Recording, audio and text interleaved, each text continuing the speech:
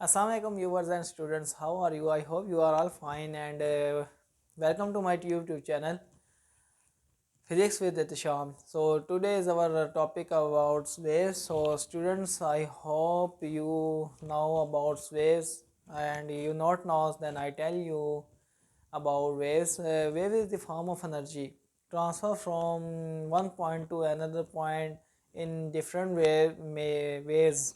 मुख्तलिफ़ तरीक़ों से हम जो है वेव्स को जो है एनर्जी को ट्रांसफ़र कर सकते हैं.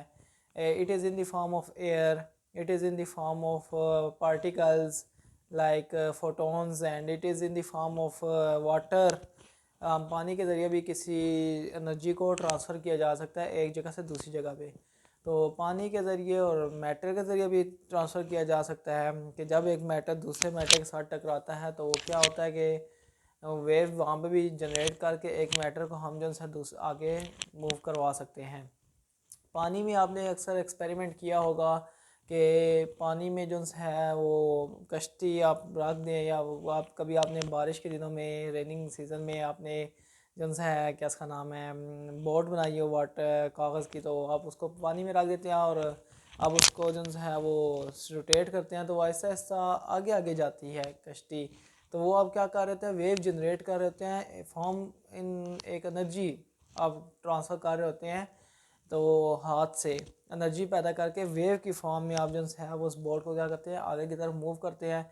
और इसी तरह ही जो है वेव जो है वो हवा में भी ऑसिलेट कर रही होती है. जैसे कि आजकल बहुत ज़्यादा टेक्नोलॉजी आम है और टेक्नोलॉजी के पीछे असल जो सी सारी वजह है वो भी सारी की सारी वेव्स ही हैं. कि वेव्स हमारे मोबाइल में आती है या हमारे घर में अगर वाईफाई लगा हुआ है तो वो भी वेव्स के ज़रिए जो है लैपटॉप में या हमारे टैब में या हमारे मोबाइल में वेव्स ही आ रही हैं. सो वेव्स जो है वो फॉर्म ऑफ एनर्जी है. तो wave is the form of energy transfer from one point to another point.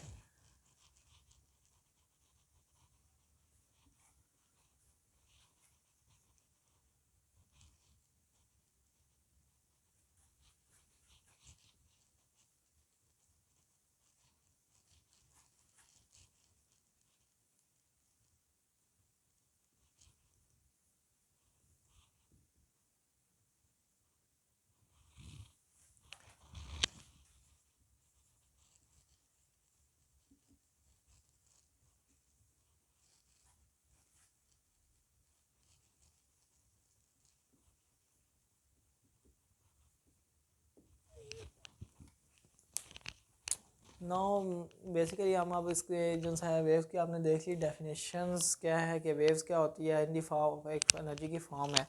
सो अब हम आगे चलते हैं. तो इसकी हम मोशन को अगर हम डिस्क्राइब करें तो वेव्स की मोशन कैसे होगी, motion of waves. Motion of waves कैसी होती हैं. तो वेव्स की मोशन जो है वो डिफरेंट हो सकती है, साइन भी हो सकती है और कॉज भी हो सकती है.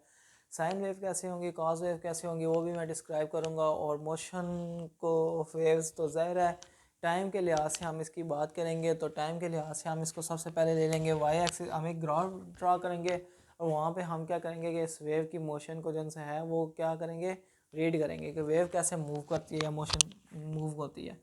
सबसे पहले हम ले लेंगे वाई एक्सिस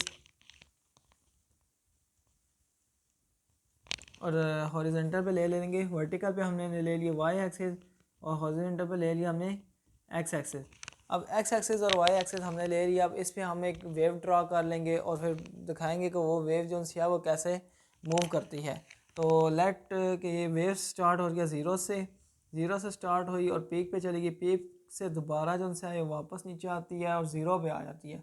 ज़ीरो से डाउनवर्ड चली जाती है वेव. डाउनवर्ड से दोबारा ये पीक पे पहुंच के डाउन पीक पे पहुंच के फिर दोबारा मूव करती है अपर साइड पे और ये आगे वापस अपनी पोजीशन पे. ठीक है, इस पॉइंट को हम कह लेंगे 1 और इस पॉइंट को हम कह लेंगे -1. वेव जो सी होती है वो इसके दरमियान ही रह जाती है क्योंकि साइन और कॉस की जो मैक्सिमम वैल्यू होती है वो 1 ही होती है. साइन 90 डिग्री पे 1 होता है और कॉस 0 पे 1 होता है और कॉस 180 पे -1 होता है. और साइन जो है वो 180 पे साइन 180 पे -1 होता है, कॉस 180 पे 0 होता है और कॉस 90 पे 1 होता है और कॉस 360 डिग्री पे भी -1 पे चला जाता है। बहरहाल हम इसको मोशन को डिस्क्राइब करते हैं और आगे मैं साइन और कॉस के बारे में भी आपको बता दूंगा कि वेव्स जो सी है वो कैसे हमारे पास मूव कर रही हैं।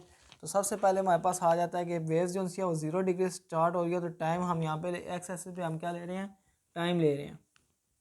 तो यहाँ पे क्या 0 पे 0 ही है। फिर 90 डिग्री पे जब हम पहुँचते हैं तो हमारे पास क्या हो जाता है, टाइम T/4। ये क्वार्टर हमारे पास टाइम आया है किसी एक वेव के कंप्लीट होने का। फिर हमारे पास आ जाता है 180 डिग्री। 180 डिग्री पे हमारे पास टाइम आ जाता है T/2।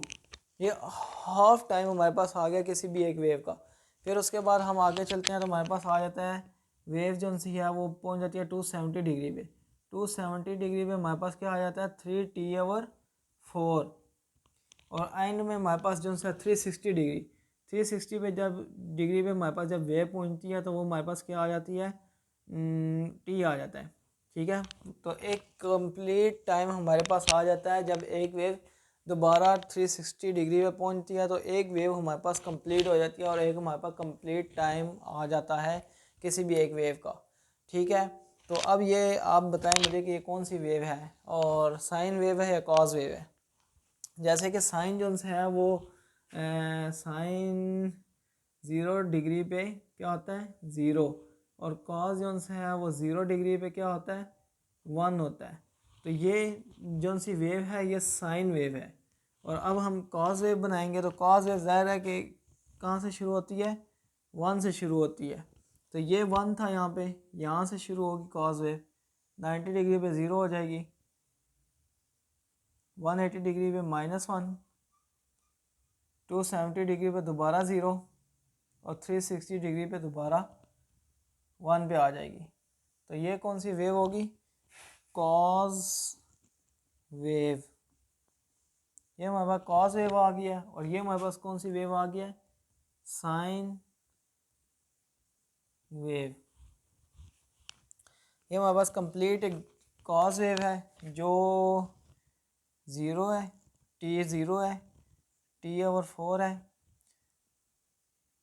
T/2 है, 3T/4 है, और ये क्या है, टोटल T है। तो ये हमारे पास आ गया कॉस वेव। इसी तरह वो हमारे पास क्या आ गया, साइन वेव। तो ये हमारे पास दो डिफरेंट वेव हैं। और मोशन ऑफ वेव आपने देखी है कि वेव जो है वो कैसे मोशन कर रही है, कैसे मूव कर रही है, कि एक फॉर्म से दूसरी फॉर्म पे जा रही है। तो लेट्स स्टूडेंट्स, आपने मेरा जो है लेक्चर देख लिया, नोट कर लिया है। तो आपको जो कुछ समझ आया, आप अगर कुछ समझ नहीं आया इस लेक्चर में तो आप मेरे से पूछ सकते हैं। और अगर आपको कोई भी क्वेश्चन हो या कोई भी कंसेप्ट आपका क्लियर ना हो रहा हो तो आप मेरे से पूछ सकते हैं इन कमेंट्स में। मैं आपको इंशाल्लाह ज़रूर आंसर करूँगा। और मेरे चैनल को लाइक करें, सब्सक्राइब करें, शेयर करें, एंड टेक केयर एंड अल्लाह हाफिज़।